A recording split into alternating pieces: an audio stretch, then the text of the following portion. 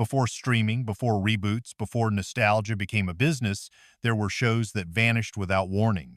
No finales, no closure, just silence. These were bold ideas, too strange, too smart, or simply too early for their time. Forgotten by history, but not without reason. Stay with this list because each entry reveals a hidden failure of television, and one of them almost changed sci-fi forever if it had survived. Number 10, Voyagers, 1982. History was never meant to be this fragile. One wrong move and the future collapses.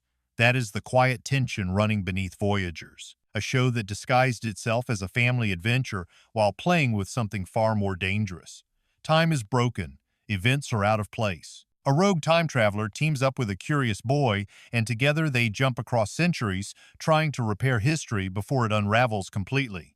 It sounds light. It plays light. But the premise carries a constant unease that most viewers never noticed. Every episode feels like a race against invisible consequences.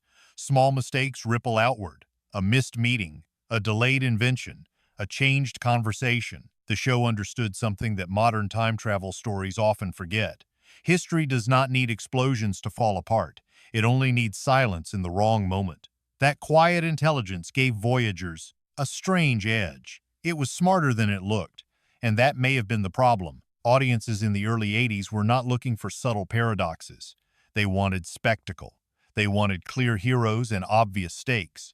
Voyagers offered curiosity instead.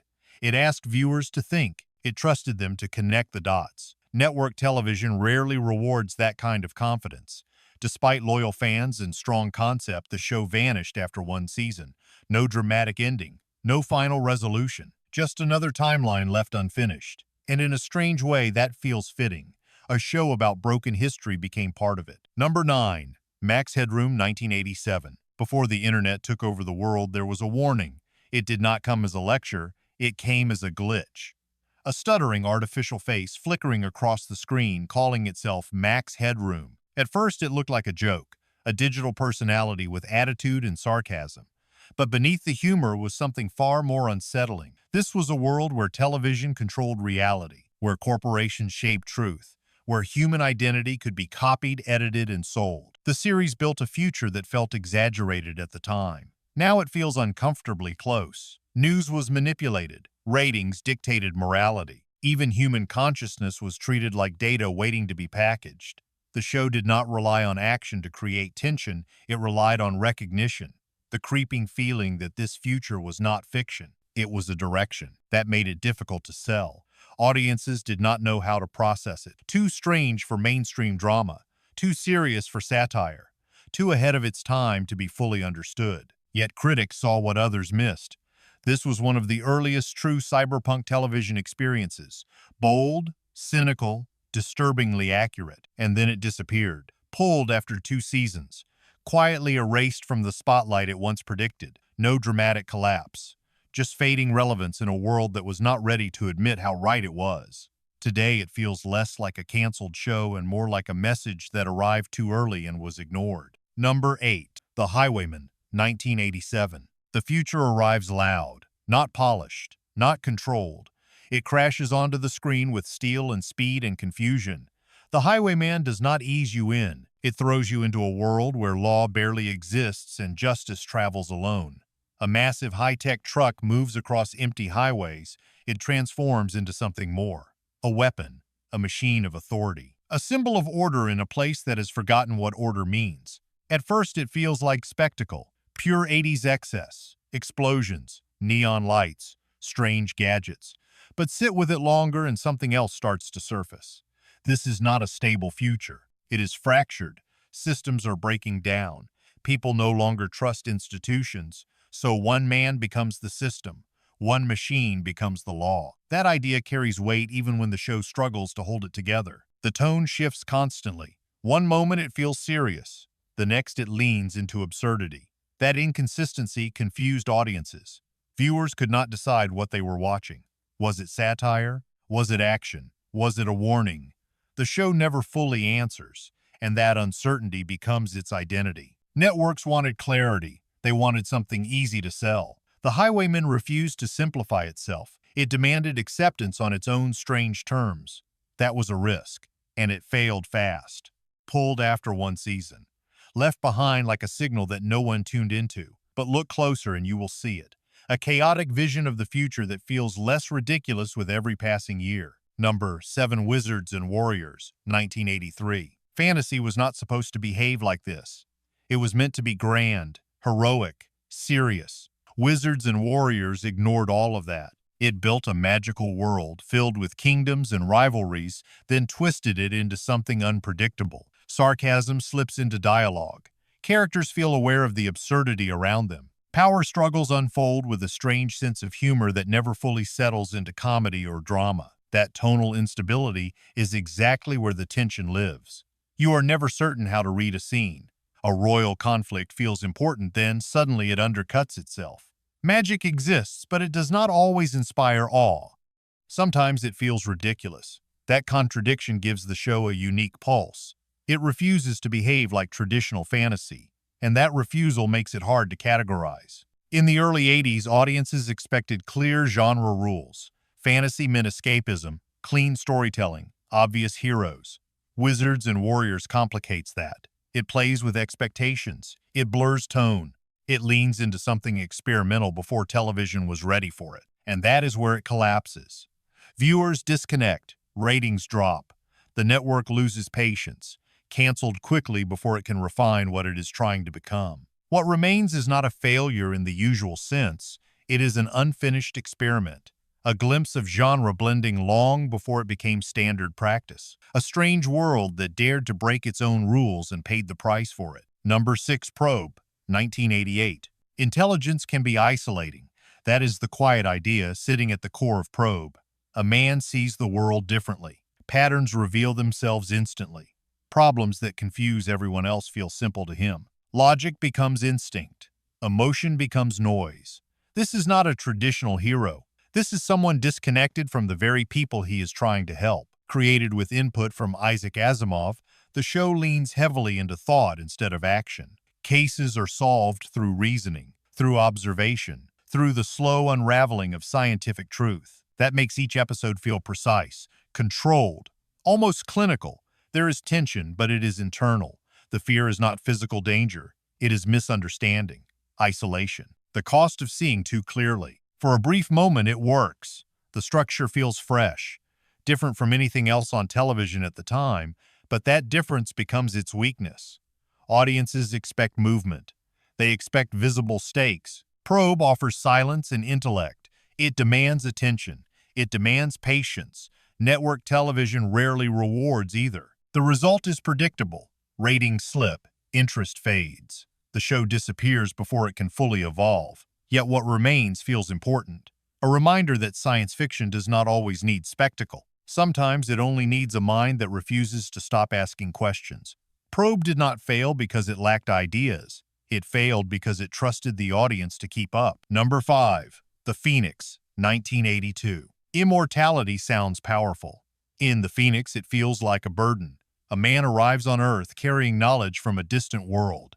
His abilities are extraordinary. Healing, insight, memory that stretches far beyond human limits. Yet nothing about his existence feels triumphant. It feels lonely, detached, almost fragile. The show moves slowly, deliberately. It does not rush into action.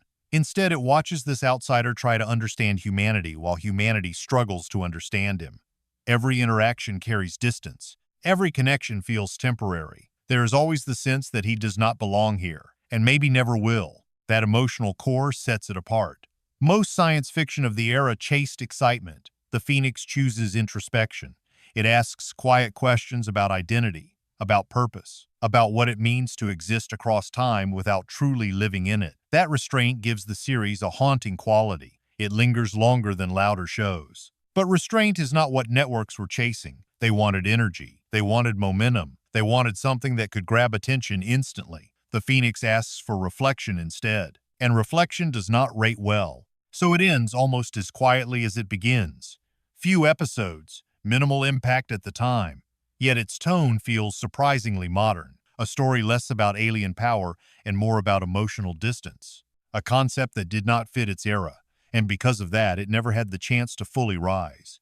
Number 4, Automan, 1983. The future was supposed to be clean, predictable, perfectly coded.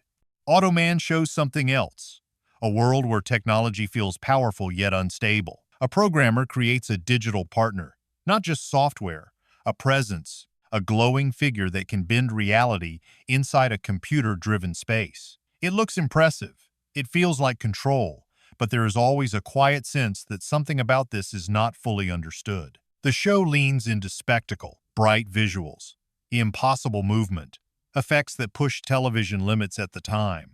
But underneath the surface, there is a deeper tension. What happens when creation moves faster than comprehension? When a human builds something that behaves beyond expectation? Automan is helpful, loyal, efficient, yet he exists outside normal rules. That imbalance creates unease, even when the tone stays light. Viewers saw the surface and missed the implication. They saw style. They did not see the question. Technology as identity, technology as companion, technology is something that might not need us forever. Those ideas were too distant for early 80s audiences, too abstract, too early. Production costs rose quickly. Effects demanded more resources than the network was willing to sustain. Ratings never justified the expense. So the system corrected itself.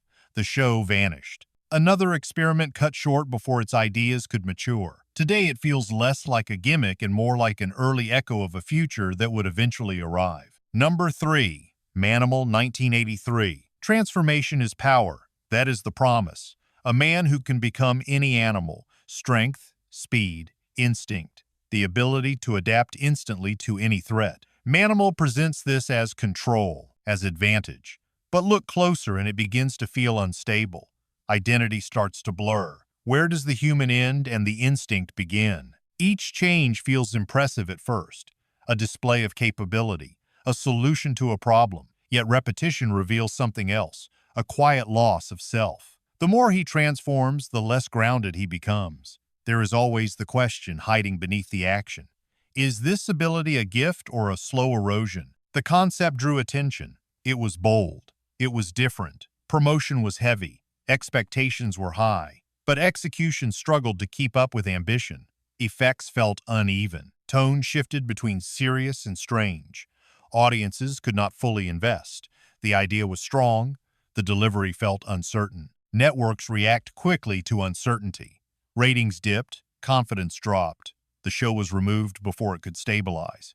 Another concept that burned bright then disappeared just as fast. What remains is not just a failed experiment. It is a glimpse of something more complex than it appeared. A story about power that quietly questions its own cost. A character who can become anything yet risks becoming nothing. That contradiction is what makes Manimal linger long after its short run ends. Number 2. Misfits of Science, 1985. Before the world was ready for superheroes on television, there was a strange prototype hiding in plain sight. Misfits of Science gathers individuals who do not belong anywhere else. People with abilities that feel more like problems than gifts. A man who can shrink. A woman who generates electricity. A group brought together not by destiny but by circumstance. That difference matters. The show does not treat power as clean or heroic. It treats it as unstable, unpredictable, something that isolates rather than elevates.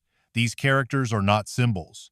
They are outliers trying to function in a world that does not understand them. That gives the series an uneasy tone beneath its surface energy.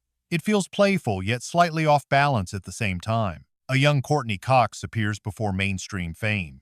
Even then, there is a sense that the show is building towards something larger, a new kind of team dynamic, less polished, more human, but timing works against it. Audiences in the mid-80s are not ready for flawed heroes.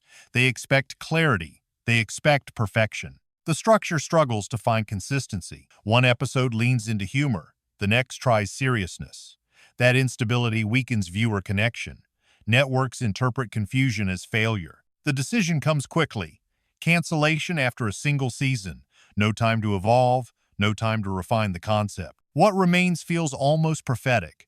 A rough blueprint for a genre that would later dominate television.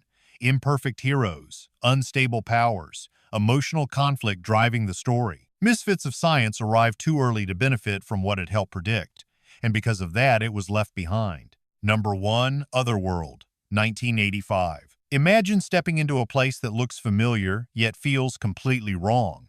That is how Otherworld begins. A family crosses into a parallel dimension where society is divided into controlled zones.